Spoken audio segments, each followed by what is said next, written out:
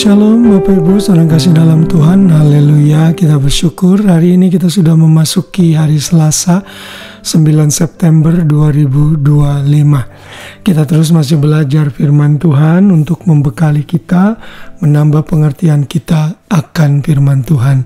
Jangan jemu-jemu untuk belajar firman Tuhan, karena penyesatan terjadi di mana-mana, terlebih lagi di dalam era sosial media yang kita alami di dalam kehidupan kita. Kita bisa saja terjerat dengan ajaran-ajaran yang tidak sesuai dengan perintah dan kehendak Tuhan. Tetapi sebagai anak-anak Tuhan, kita harus memperlengkapi diri, mengerti iman percaya kita yang kita miliki, sehingga kita bisa memberikan jawab kepada orang-orang yang bertanya mengenai iman kita. Dan kita masih belajar hari ini mengenai hukum Taurat, dan kita belajar dengan judul Orang Israel Harus Tahu. Maksudnya adalah setiap orang Israel itu harus tahu dan mengerti mengenai hukum-hukum Tuhan, ketetapan-ketetapan Tuhan, dan keputusan-keputusan Tuhan. Kita tahu hukum Taurat diberikan kepada orang Israel setelah 3 bulan mereka berangkat dari Mesir menuju tanah perjanjian. Mereka berkemah di Gunung Sinai, dan di Gunung Sinai inilah Tuhan memberikan ke-10 hukum Taurat dan hukum-hukum yang lain dalam kehidupan mereka melalui Musa. Karena itulah orang Israel harus tahu akan hal itu.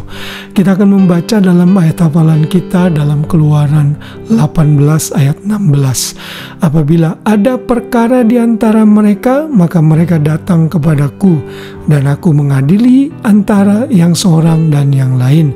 Lagi pula aku memberitahukan kepada mereka ketetapan-ketetapan dan keputusan-keputusan Allah.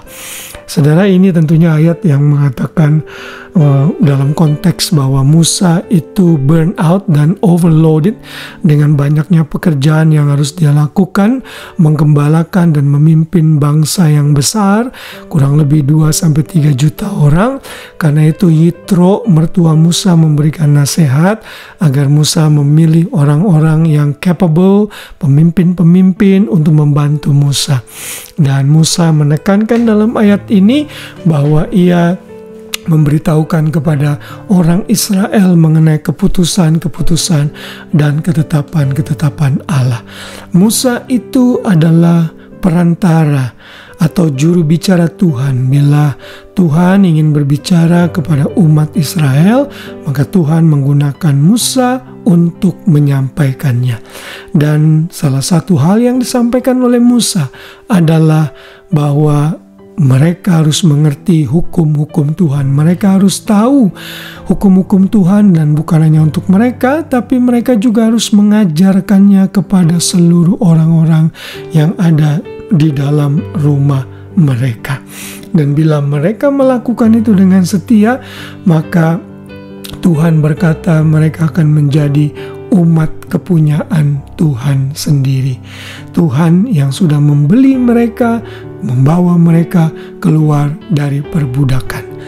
Dalam Keluaran 19 ayat 5 di sana dinyatakan, jadi sekarang jika kamu sungguh-sungguh mendengarkan firman-Ku dan berpegang pada perjanjian-Ku, maka kamu akan menjadi harta kesayangan-Ku sendiri dari antara segala bangsa, sebab Akulah yang mempunyai seluruh bumi.